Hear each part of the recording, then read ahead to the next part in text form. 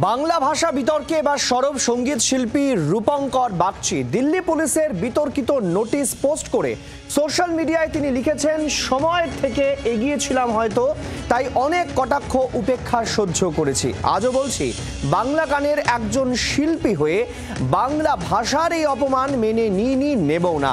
সে আপনারা আমাকে যাই ভাবুন, কত অভিমান জমেছিল মাগো, বুকের ক্ষতে প্রলেপের মতো। মাতৃভাষার প্রথম ডাকা মা, জন্মভূমির দিব্যি, তোমায় ছাড়ব না। দিল্লি পুলিশের নোটিশ পোস্ট করে এবার সরব রূপঙ্কর বাগচি। সঙ্গীত শিল্পী রূপঙ্কর বাগচি একেবারে সরব হয়েছেন যে তোমার দিব্যি,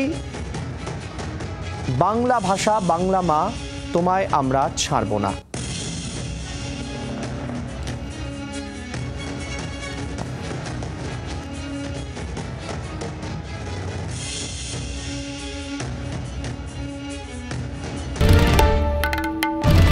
বাংলার আওয়াজ, বাঙালির আবেগ, জি 24 ঘন্টা।